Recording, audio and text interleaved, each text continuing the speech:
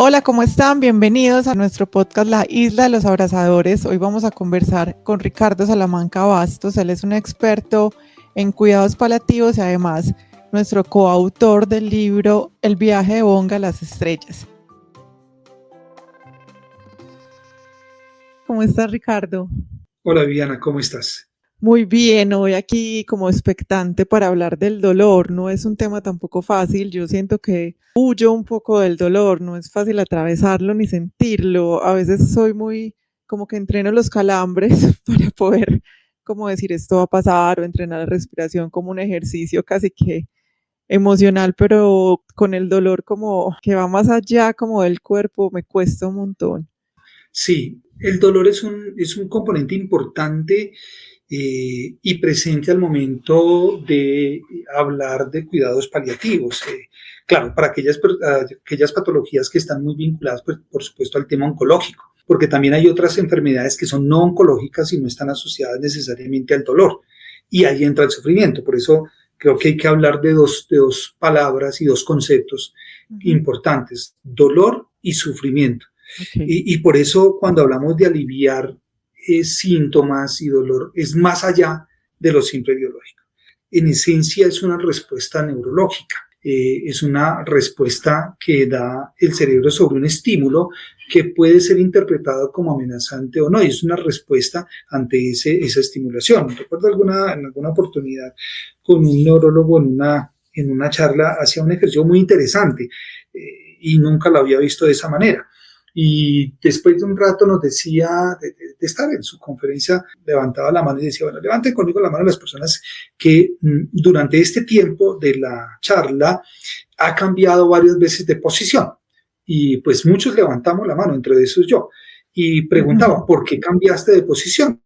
Muchos decíamos y coincidíamos en la respuesta era, estoy cansado. Entonces cambiábamos de posición para estar un poco más cómodos como tal. Claro. Y él decía, en realidad no es de comodidad y no es porque estén cansados, es porque hay una zona de presión permanente en esa parte del cuerpo que envía una información y el cerebro dice, bueno, ese es un dolor que yo lo puedo manejar y lo podemos aliviar simplemente haciendo un cambio de postura como tal. Entonces cambiaba de posición. Al cambiar de posición, pues obviamente esa zona de presión se aligeraba y desaparecía inmediatamente lo que llamábamos nosotros cansancio. Y entonces entendía yo algo bien importante y era respuesta neurológica.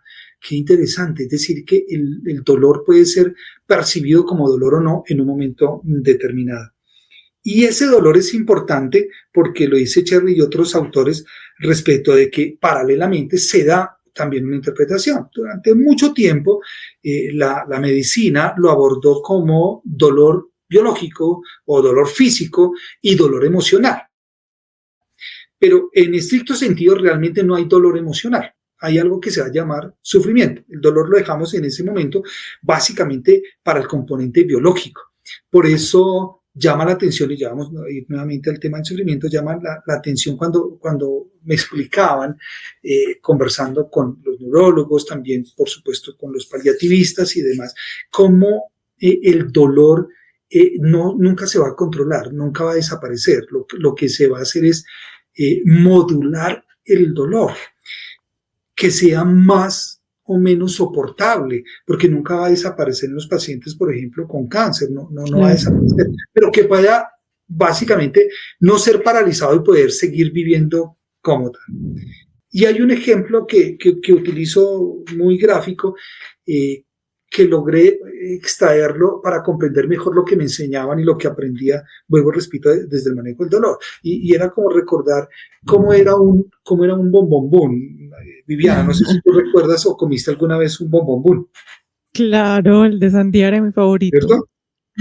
Listo. Entonces el bombombón tiene como dos grandes partes, llamémoslo de una manera. La bolita, Sí. que es la que está de dulce, que es la cabeza, y tiene el palito de donde uno lo toma, ¿cierto? Ajá. Y como para ayudar a visualizar. Entonces la bolita, llamémoslo que es el cerebro, ¿sí? Y Ok. el palito es la médula espinal, ¿sí? Y esa médula espinal viene atravesando una serie de vértebras, ¿cierto? Que Sí, van unidas y en medio de las vértebras salen unas terminaciones nerviosas que van a sí. recoger la información tanto externa como interna. Pues el dolor es un impulso que sube por la médula espinal hasta la base del cerebro y se va a distribuir en el hemisferio que corresponda a la zona del cuerpo.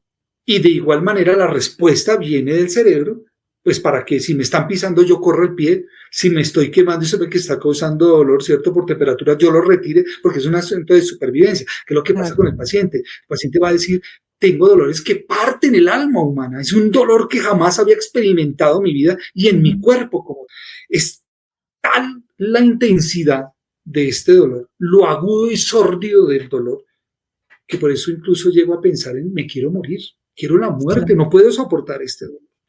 Y todo se pone en entredicho. Entonces, el dolor paraliza la vida. El dolor desdibuja el sentido de la vida como tal. Y por eso es tan importante el manejo del dolor. Entonces, ¿qué se busca con la medicación? ¿Cierto? Cuando ya pasamos de la analgesia a los sedantes, pues que se busca que este es el palito y esta es la bolita. Entonces sube, por el palito sube, ¿cierto? El impulso hacia el dolor para que se interprete como dolor. Entonces, lo que se busca es, con la medicación, cortar la transmisión. Es decir, el impulso que va subiendo no llegue ¿a dónde? Al cerebro. Si no llega al cerebro, pues no es interpretado como dolor, entonces no va a experimentar dolor.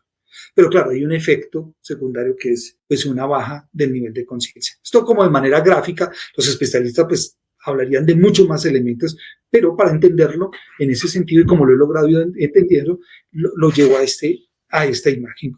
Por tanto, el paciente lo que quiere es control del dolor. Él quiere es poderse sentar, poder conversar con el otro. Ahora bien, ese es el dolor. Pero la forma en que yo interpreto el dolor, la forma en que yo interpreto lo que se deriva del dolor, que podría ser no puedo comer, no me puedo sentar, no puedo compartir, no quiero ver, no quiero hablar, eso es sufrimiento. El sufrimiento es la interpretación que hace la persona sobre la experiencia del dolor o sobre la experiencia de la enfermedad. Porque yo puedo sufrir porque he venido perdiendo autonomía. Entonces ya no puedo hacer las cosas por mí mismo, necesito la ayuda del otro. Ya no voy al baño solo, sino en el que me tienen que llevar. O ya no puedo ir al baño porque no tengo control de esfínteres y necesito empezar a utilizar pañal. Mira que aquí no hay dolor, pero esa limitación que tiene que ver con la desnudez, la limitación que tiene que ver con la movilidad, el desplazamiento, con la o del mismo dolor. Claro.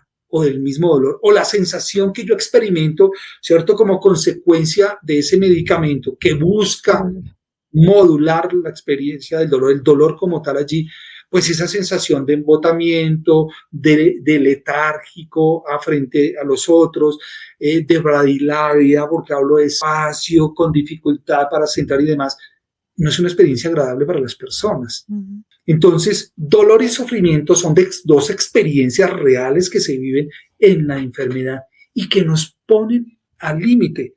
Eso implica que si yo entiendo que dolor y sufrimiento van unidos, que los tengo que ver de alguna manera, de manera integral, voy a entender, por ejemplo, esta frase de un gran teórico en cuidados paliativos que es Cassel, que dice, no son, los cuerpos se duelen, pero las personas son las que sufren. Okay, es decir, el cuidado paliativo tiene que ir más allá del cuerpo, al sufrimiento. Entonces, ¿el dolor emocional y espiritual es también sufrimiento? Sí, en esencia no es dolor, ¿cierto? Sino es sufrimiento.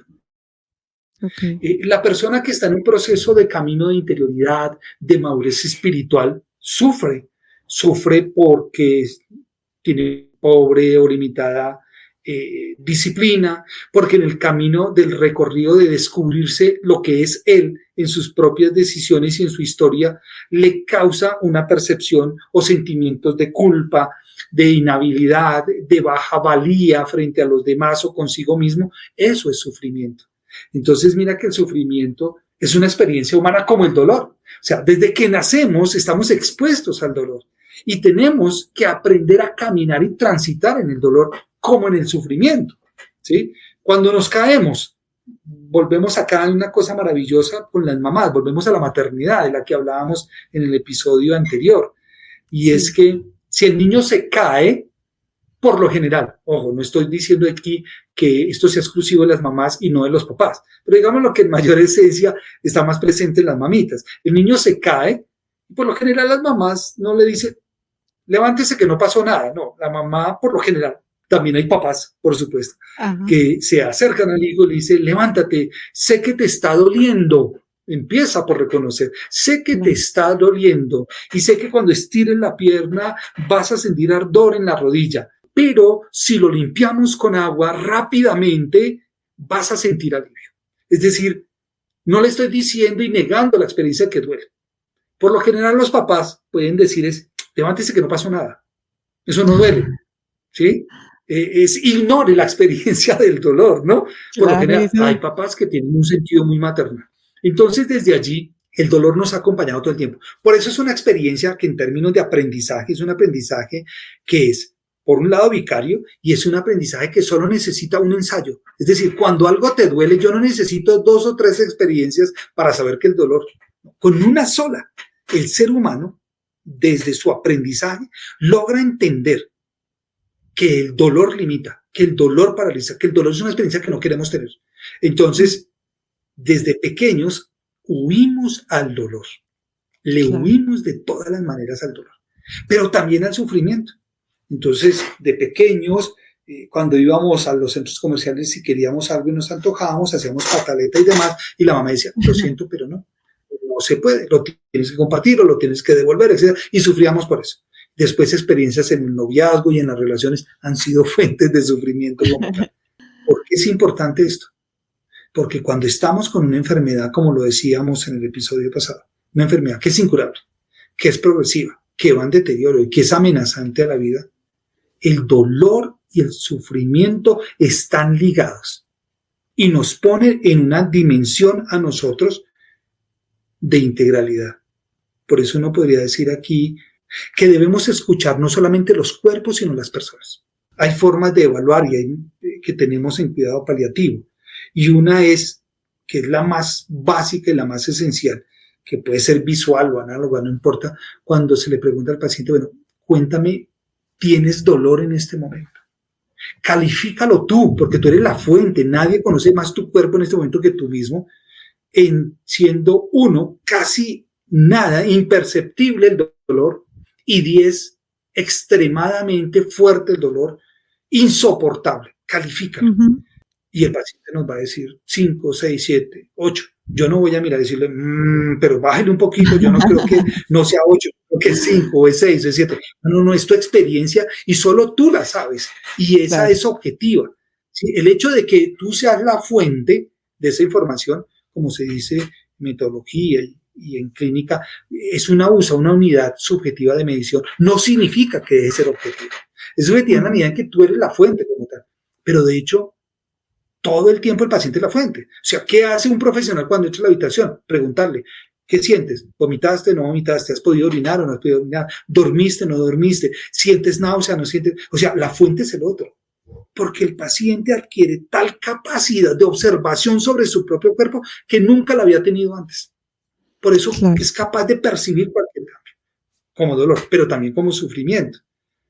Entonces, ver que no puede caminar, que no se puede sentar, que otro viene y le dice, ay, pero yo te veo súper bien. No, no me ves bien, yo me siento mal. Ay, pero ya está caminando, sí, pero como inmediatamente siento gases, se me distiende el abdomen, o después no sé que ya no voy a poder defecar porque voy a tener un estreñimiento, o tal vez una obstrucción intestinal y demás. Él sí lo sabe, él es la Claro. fuente real. Por tanto, creo que se necesita una escucha, escuchar los cuerpos. Parecería tonto, pero no lo es. ¿Sí? Escuchar el cuerpo, escuchar la persona, implica una escucha activa, una escucha que va más allá de lo evidente. Es más, de aquello que no me dice con Ujú. palabras, pero que es el fondo de, con una actitud empática, y esa empatía no es de chistoso ni de poner la mano sobre el hombro, no, es el reconocimiento de que somos iguales y una validación de lo que siente. Ahí hay un gran autor que en ese tema del sentido de la vida, o el hombre, pues que el texto se llama El hombre en sentido o en búsqueda del sentido de Víctor Frank, implicaba eso, ¿no? Es ver lo que padece el otro en su cuerpo.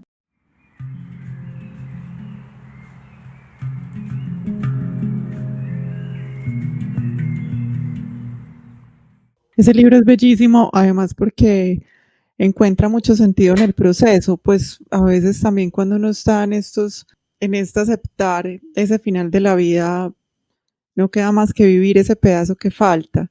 Entonces no hay sentido, también como lo dice en el libro, no hay sentido, el sentido es este pedacito que me queda o este disfrute que yo tengo en este momento para poder encontrar esa felicidad o ese sentido que da mucha fuerza hacia la esperanza, para también De eliminar el acuerdo. sufrimiento, porque yo también creo que si uno puede escuchar a su cuerpo en ese lugar físico, pues uno también puede escuchar esa emoción o eso espiritual. En el libro lo hablamos mucho, además el libro les contamos que lo complementan unas cartas que decimos que son para tener conversaciones difíciles o valientes, porque uno como conversa en estos momentos con el otro de decir cuál es tu legado, a quién quieres perdonar o a quién quieres pedirle perdón, sientes culpa, ese tipo de conversaciones pues son bastante complejas y más aún en ese último periodo que tal vez uno no sabe si puede hacer algo o no, o cuál puede ser como la reacción externa, o si uno también tiene fuerzas vitales para encarar ese tipo de conversaciones.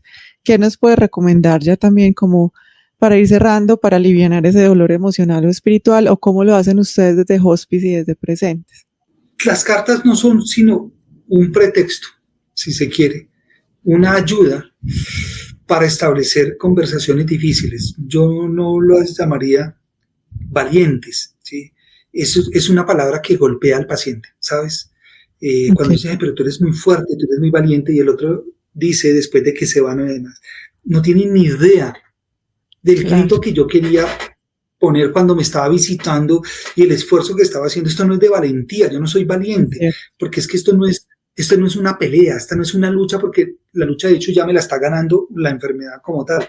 Lo que menos Ujú. tienen son valientes, de ser valiente. Claro. Es un desarrollo y una trascendencia de sí mismo en ese sentido que le permite simplemente transitar. Y esas conversaciones, como tú mencionas, difíciles, muy complicadas, Ujú. están atadas a esta realidad.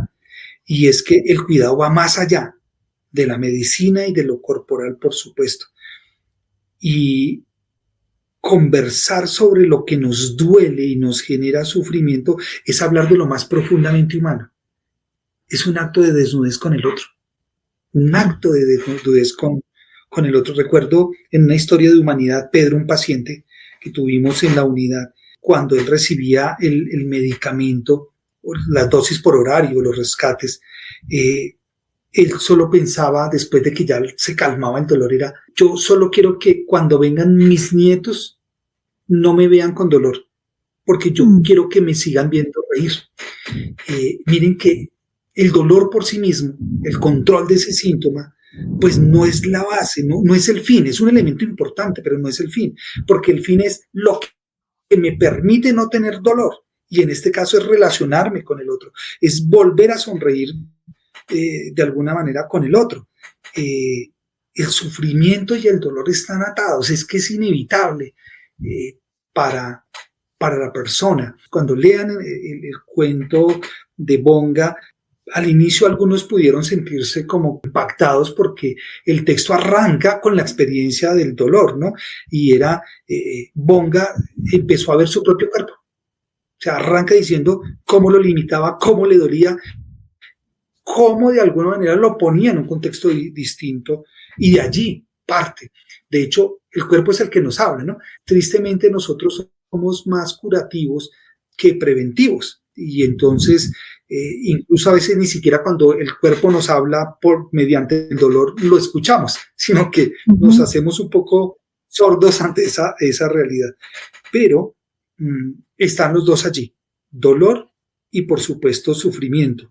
Y entonces, ese y muchos pacientes es, solo quiero poder hablar con ellos, solo quiero sentarme, quiero estar al lado de la ventana y recibir el sol. Entonces, es como el control del dolor me permite el fin. Y el fin no es el control, el fin es finalmente los vínculos, es el establecimiento con el otro, es la construcción de redes y de Claro. relacionalidad.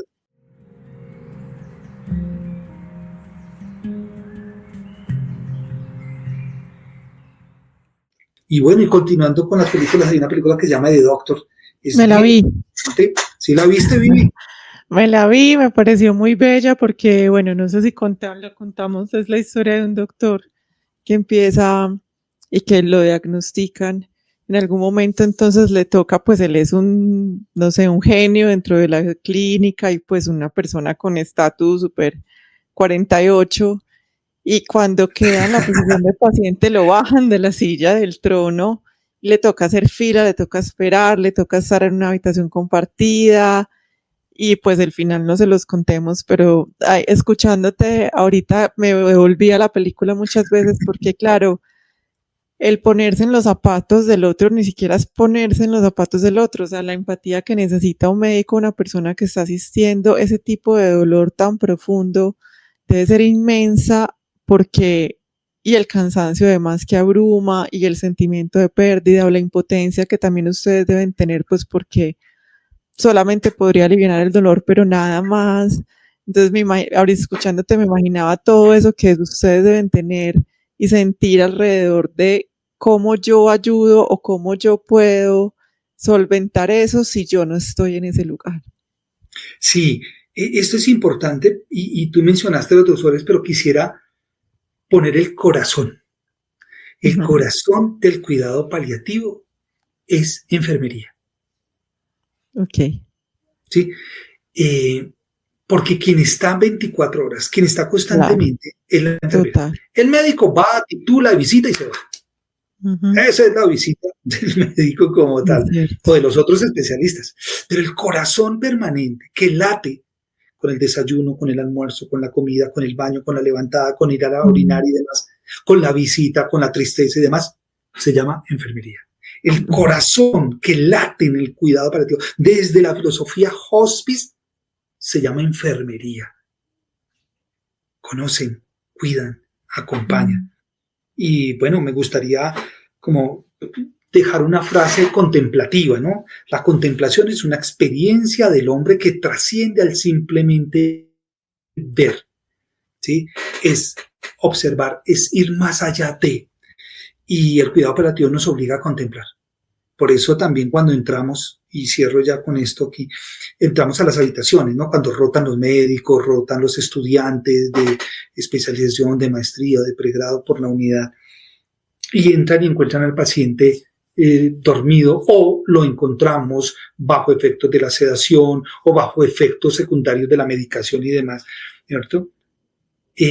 Entran, miran, no, está dormido y se salen. Yo les digo, no, tú tienes que entrar. No es un mueble, es una persona.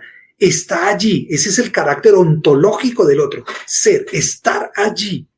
Y en esa medida, yo tengo un vínculo con el otro. Y es, háblale. Él escucha. El cerebro tiene una capacidad maravillosa y es que logra reconocer los timbres de voz, no lo que dice. Y eso le da realidad a la presencia. Por eso la compañía y la presencia son fundamentales en el acompañamiento a un paciente que se encuentra transitando por la enfermedad como tal. En ese sentido, quiero dejar una frase contemplativa, si se quiere reflexiva, de meditación, si así me lo permiten. Claro. Y para no limitarla, me voy a permitir leerla. El dolor es inevitable, pero el sufrimiento es evitable cuando hay cuidado. Cuando tú acompañas, el sufrimiento se hace evitable. Y esta frase, que no es mía, es de un autor que ha estudiado el budismo, nos enseña a nosotros que incluso en medio del dolor contemplamos la grandeza de la vida. Y en el sufrimiento, nos arroja a los brazos del otro. Porque nos sabemos necesitados, vulnerables, sensibles. Y cuidar es un muy buen sinónimo de amar en un contexto expandido. Pero total, es que quien no ama no cuida, y quien sabe cuidar está amando. Total. Cerremos con esa súper conclusión. Muchísimas gracias, Ricardo, por esta conversación y nos vemos en el próximo episodio.